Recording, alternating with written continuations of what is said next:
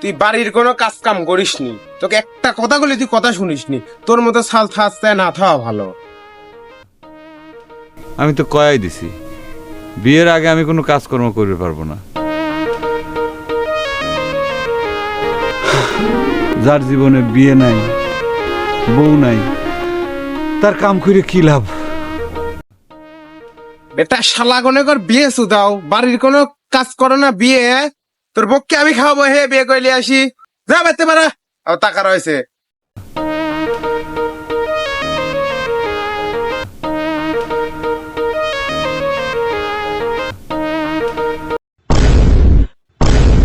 আরে ভাইস্তি, কি অবস্থা, কেমন আছে? আর থাকা, একজন সুদর্শন যুবকের বয়স চলে যাচ্ছে, তার বিয়ে হচ্ছে না, সে কেবা থাকতে পারে? এই কথা কি করছেন করে জিজ্ঞেস করা লাগে? ভাইস্তি, তুমি যে বিয়ে শাদী করবে, তুমি কি কোনো কাজ কাম করো?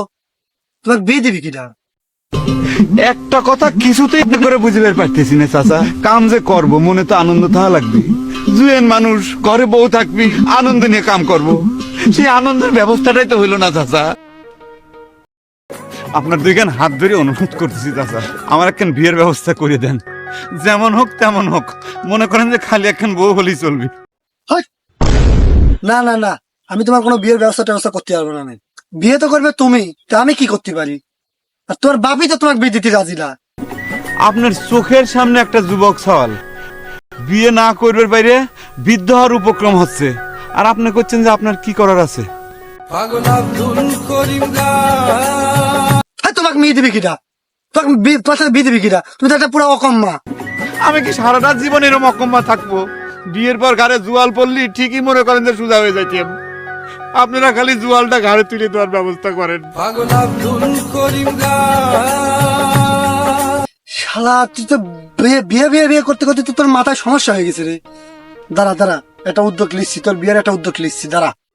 আমি তো সেই কথাটাই করছি, আপনারা সকলে মিলে একটু উদ্যোগটা নিয়ে আমার বিয়ের ব্যবস্থা করে দেন। এটা তো আপনাদের দায়িত্বের ভিতরে পড়ে, তাই না? আর তাছাড়া আমার মাথায় যেটুক সমস্যা আছে, বিয়েটা হলি পরে ইনশাল্লাহ সব ঠিক হয়ে যাবে।